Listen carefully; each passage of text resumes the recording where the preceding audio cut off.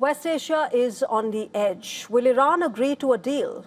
With 8.5 hours left for his deadline, American President Donald Trump has issued a fresh threat. He's warned that a whole civilization will die tonight.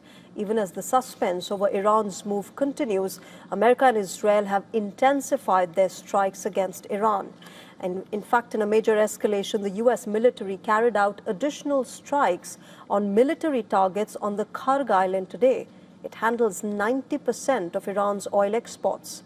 As a result, Brent crude prices jumped to $110.22 per barrel, while American Vice President J.D. Vance triggered speculation by saying that U.S. forces have tools in their toolkit which they haven't decided to use yet. The White House has clarified that it is not planning to use nuclear weapons against Iran. Early in the morning, residents of Tehran woke up to sounds of loud explosions.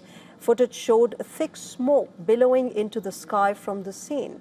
As per Iranian state media, Israeli and American strikes resulted in the death of at least 9 people in the Shahryar city, 6 people in Tabraiz and 18 others in Al-Borz province.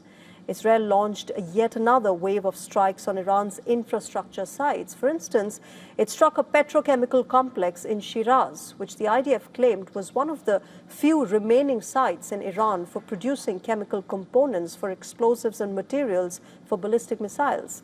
In fact, the IDF also claimed to have struck 8 bridge segments used by Iran's military to transport weapons and military equipment in several areas, including Tehran, Kharg, Tabraiz, Kerman, and Qom.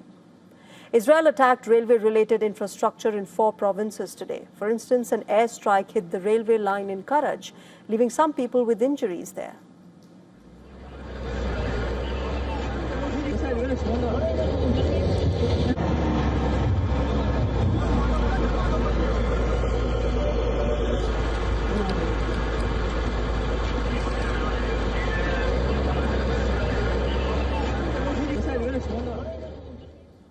Now, apart from Kharg, Iranian state media reported destruction of railway bridges in Kashan and Zanjan. Rail infrastructure in Qazvin was struck as well. Israeli-American strikes targeted a train station in Mashhad as well and a highway bridge on the Tabriz-Tehran freeway. Tehran's Mehrabad airport was struck early this morning. Footage showed multiple fires raging and thick plumes of smoke emanating from the airport's vicinity. As per Iran, a synagogue in Tehran was destroyed in airstrikes. On the other hand, the Iranian military has warned that it would retaliate beyond West Asia and target infrastructure in West Asia to deprive America and its allies of oil and gas. For years, remember, if America crossed the red line. Iran has also warned that it is prepared to plunge West Asia into darkness if U.S. attacks Iran's power stations. It has also threatened to close the Bab al-Mandeb Strait if the situation gets out of control.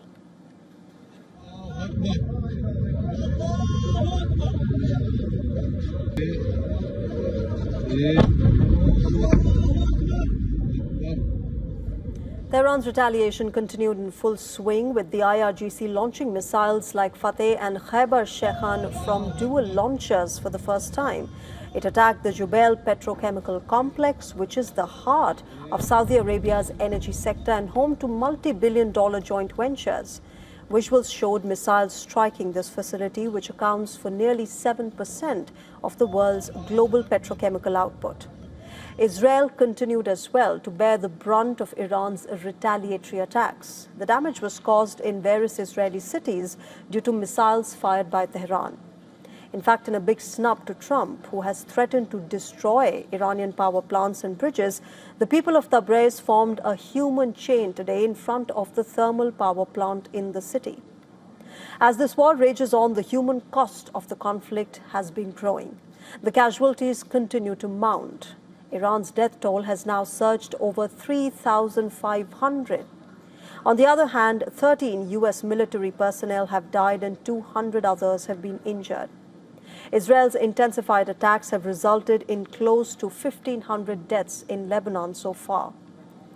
With the Iranian President Masoud Pezeshkian declaring that 14 million people, including himself, are ready to sacrifice their lives in the West Asian war, it is now apparent that Tehran isn't in a mood to compromise anytime soon.